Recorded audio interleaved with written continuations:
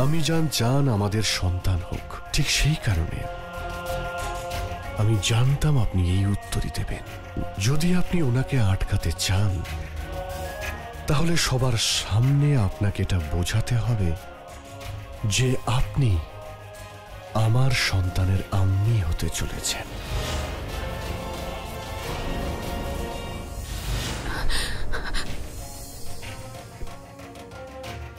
আপনার কাছে কি এই বিষয়টা মজা বা খেলার? এটা আমার কাছে না কোনো মজা আর না কোনো খেলা। আপনার কথা রাখতে আপনার পিতার সামনে আমি মিথ্যে অভিনয় করেছিলাম।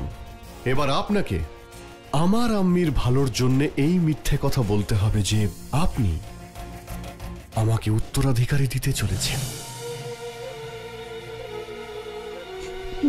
না, এটা সম্ভব নয়। আমি জানতাম আপনি এই উত্তরই দেবেন।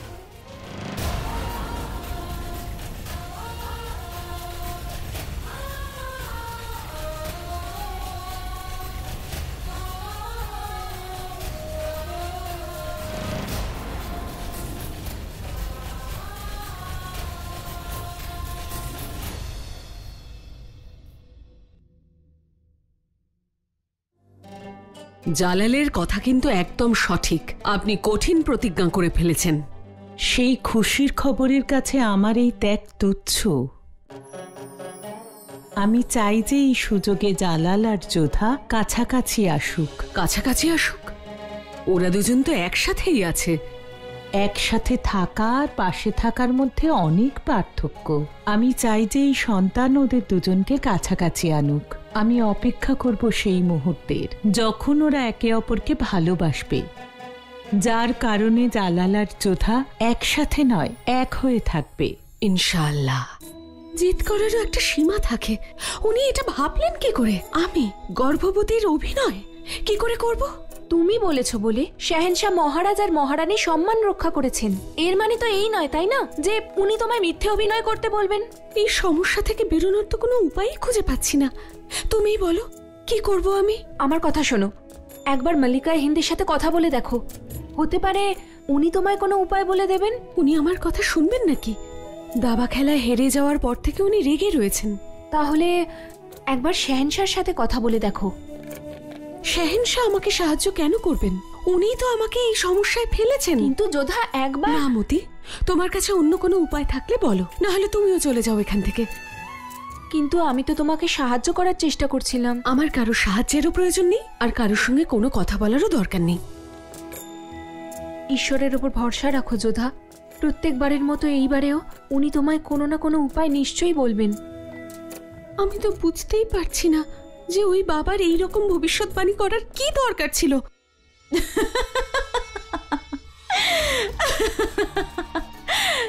মনে হয় পীর বাবা আবেগের বশে বলে দিয়েছেন মুঘল সাম্রাজ্যের উত্তরাধিকারী, তাও আবার যোধা বেগমের মাধ্যমে।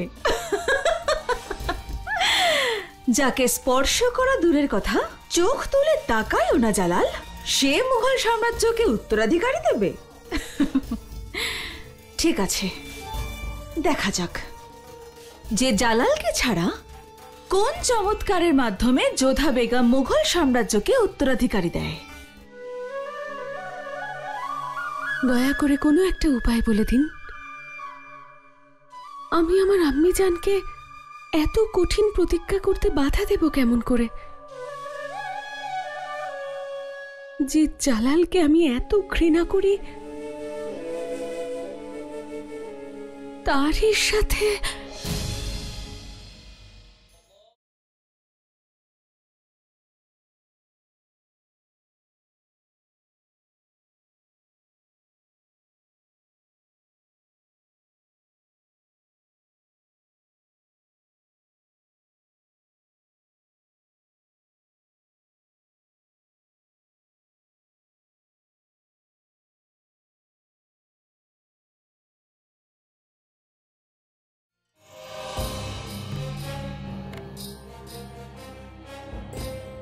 সামনে বেগম সাহেবা, আপনি ঠিক আছেন তো? সাবধানে সাবধানে বসুন।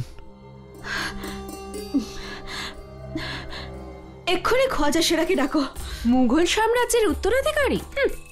এরকম তো অনেকবারই ভেবেছেন রোকেয়া বেগম, কিন্তু শাহেনশাকে এই উপহার দেওয়া বেগমে খাসের ভাগ্যে লেখা নেই।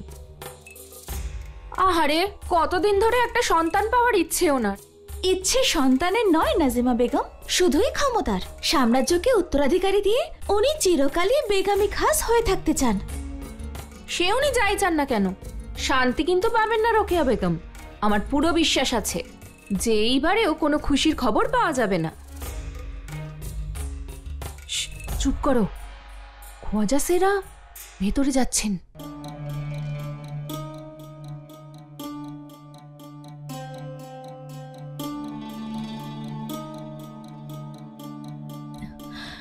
আমি জানি আপনি আবার সেটাই বলবেন যেটা আমি শুনতে চাই না, কিন্তু তাও মনে আশা আছে যেন জালালকে সাম্রাজ্যের উত্তরাধিকারী দিতে পারি। তাহলে এই দাসীকে বকশিশ দিন মালিকায় আলিয়া, আপনার ইচ্ছে পূরণ হতে চলেছে। কি কি বললেন আপনি? উপরওয়ালা আপনার কথা শুনেছেন, আপনি এই সাম্রাজ্যের উত্তরাধিকারী দিতে চলেছেন। আপনি আম্মি হতে চলেছেন। আমি শুনতে পাইনি, আরেকবার বলুন। আপনি আম্মি হতে চলেছেন। শাহিনশাহের উত্তরাধিকারী আসতে চলেছে। আপনাকে যে আম্মি জান বলে ডাকবে সে আপনার কোলে আসতে চলেছে মালিকায় আলিয়া। আপনাকে অসংখ্য অভিনন্দন মালিকা।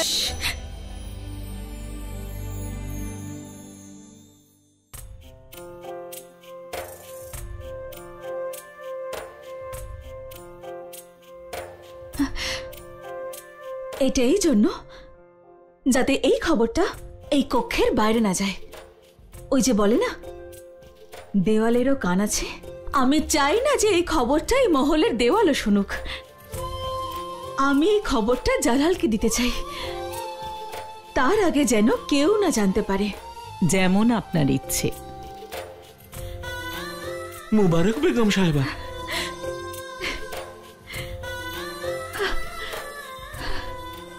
হে আল্লাহ, আপনাকে অসংখ্য ধন্যবাদ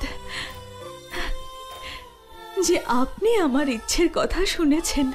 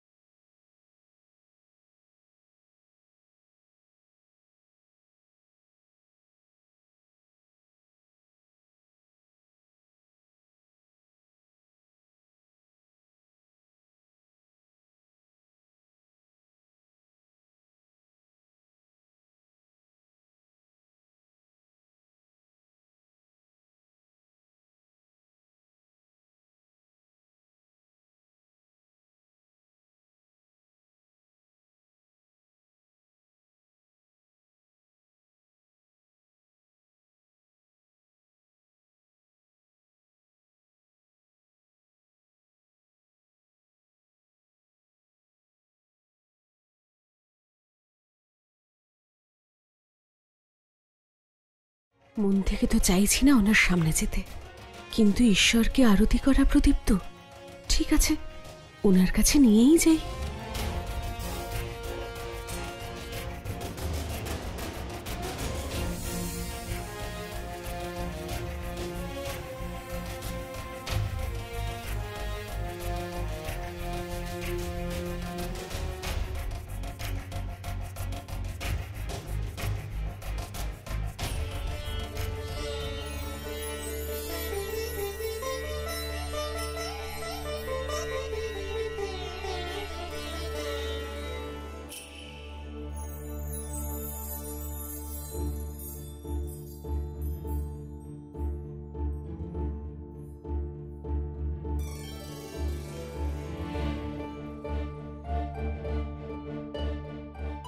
উনি মাথা নিচু করলেন কেন আবার? আমি মাথা নিচু করে রয়েছি, তাহলে উনি তিলক পরাচ্ছেন না কেন?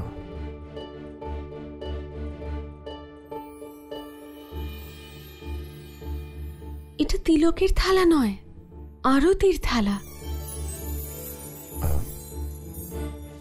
না না, থালা নয়, প্রদীপ। এর তাপ নিতে হয়।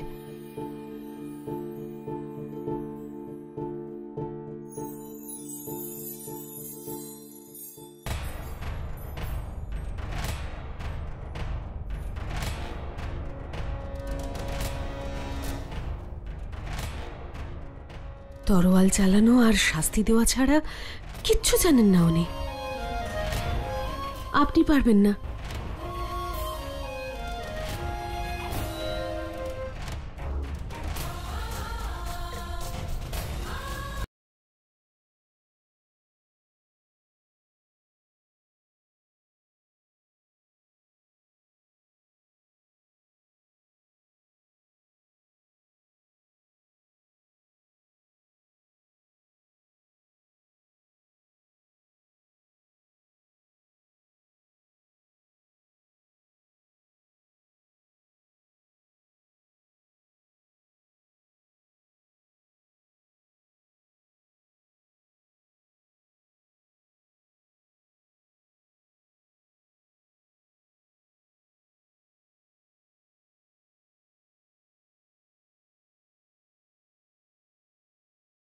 রোকেয়া আপনার সঙ্গে দেখা করবার ইচ্ছা প্রকাশ করেছেন। ওনাকে বলুন আমি এখনই আসছি।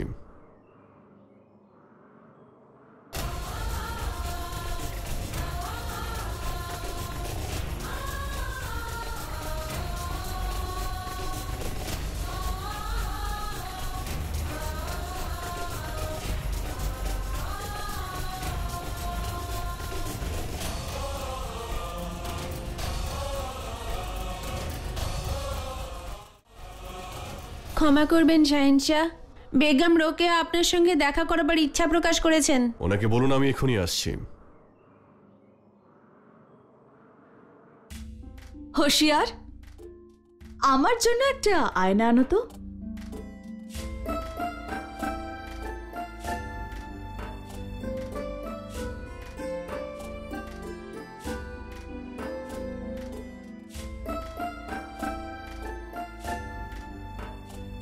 আমায় ক্ষমা করবেন, আজ পর্যন্ত আপনাকে আয়না দেখতে দেখিনি। মানে বলতে চাইছি, আজ পর্যন্ত আপনি আপনার সৌন্দর্যের খেয়াল করেননি তো? বেগম সাহেবা নয়, মারিয়াম উজ জামানি বলে ডাকো।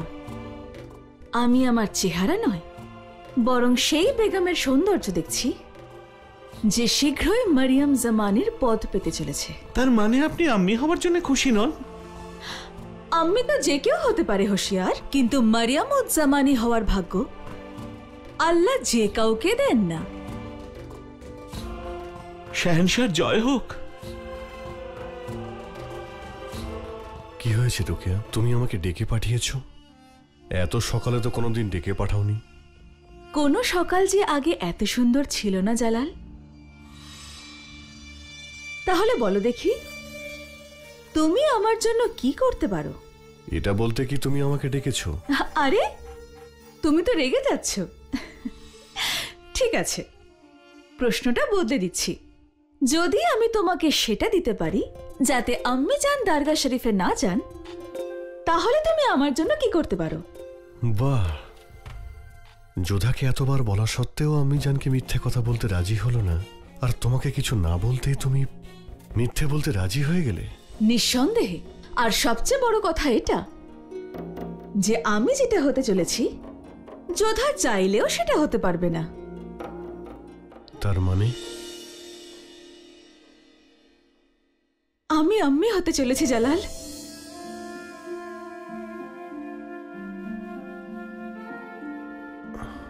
কি? আরেকবার বলো। আমি আম্মি হতে চলেছি জালাল।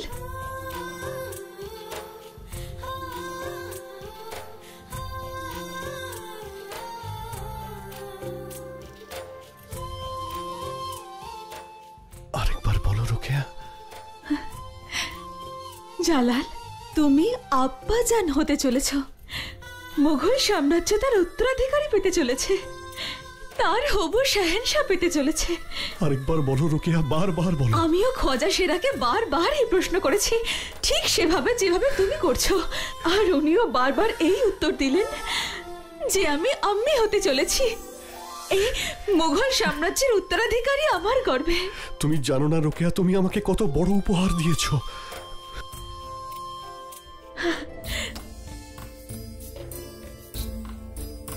খোদা আমাদের কথা শুনেছেন রোকেয়া। আমি জানি তুমি পুত্র সন্তান জন্ম দেবে, কিন্তু উনি যদি আমাদের কন্যা সন্তানও দেন, তাহলেও আমরা সেই শাহজাদিকে ওনার আশীর্বাদ মনে করব।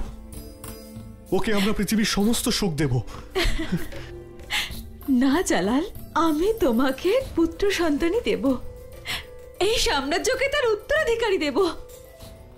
সমগ্র হিন্দুস্তানের উপর রাজত্ব করলে আমি এত আনন্দিত হতাম না রোকেয়া। এই খুশির খবর দেওয়ার জন্য তোমার সব ইচ্ছা আমি পূরণ করব। বলো তোমার কি চাই? এখন নয় জালাল, আমি তোমার থেকে উপহার অবশ্যই নেব, কিন্তু তোমাকে মুঘল সাম্রাজ্যের উত্তরাধিকারী দেওয়ার পর। এই উপহার তোলা থাকলো। বেশ, তাই হবে, কথা দিচ্ছি তোমায়। আমি তোমায় কথা দিচ্ছি যে তুমি যখন যা ইচ্ছে আমার কাছে চাইবে তাই পাবে।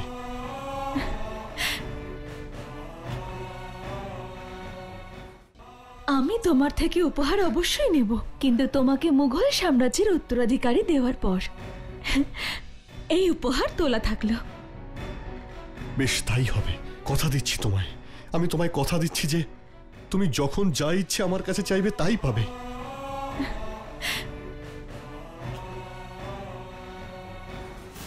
আমার সাম্রাজ্যের প্রতিটি জায়গায়, প্রত্যেক গ্রামে আর প্রত্যেক নগরে এই সংবাদ দিয়ে দাও, মোগল সাম্রাজ্যের উত্তরাধিকারী আসতে চলেছে।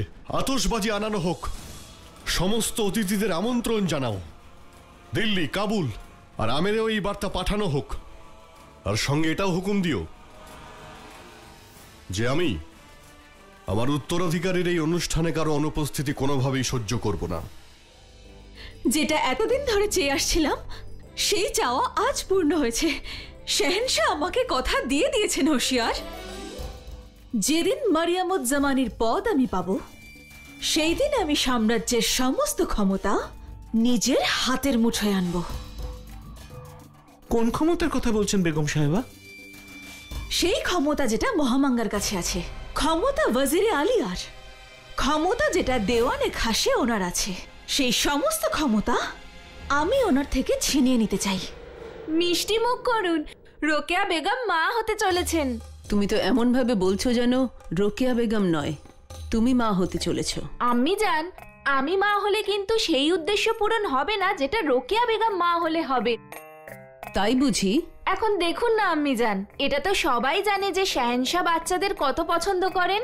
এখন যখন নিজেদের সন্তান হবে ওনার আর বেগম খাসের, তাহলে এটা জানা ব্যাপার যে ওনার বেশিরভাগ সময়টা উনি নিজের বেগম আর সন্তানের সাথেই কাটাবেন। আর যদি এরকমই হয় তাহলে উনি নিজের সাম্রাজ্যের কাজকর্মে বেশি সময় দিতে পারবেন না। তখন এই সব দায়িত্ব কাকে দেওয়া হবে? আমার শহর আর আপনার ছেলে আদম খানকে। হলো তো খুশির খবর? খুশির খবরটা হলো এই যে রোকেয়া বেগম মা হওয়ার সঙ্গে সঙ্গে তোমার বুদ্ধিও খুলে গেছে দেখছি। তাহলে সেই খুশিতেই তুমিও একটা মিষ্টি খাও।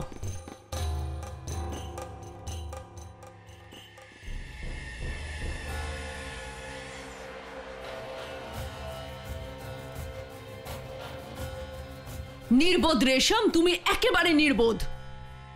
উত্তরাধিকারী দিতে পারলে বেগম মারিয়াম উজ্জামানি সম্মান পাবে।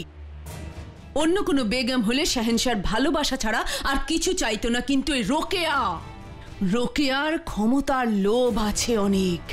মারিয়াম উজ্জামানির সম্মান পেয়ে রোকেয়া ক্ষমতাশালী হয়ে যাবে, আর আমাদের স্বপ্নকে সত্যি করার পথে সবচেয়ে বড় বাধা হয়ে দাঁড়াবে এই রোকেয়া।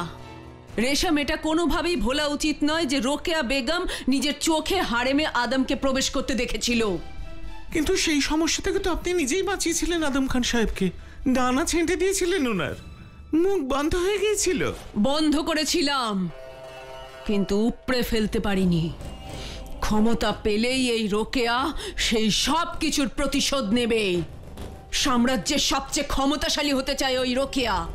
আর সেই জন্য যার কাছে ক্ষমতা আছে তার থেকে ছিনিয়ে নিতে চাইবে, আর সেটা হলাম আমি রেশম, আমি।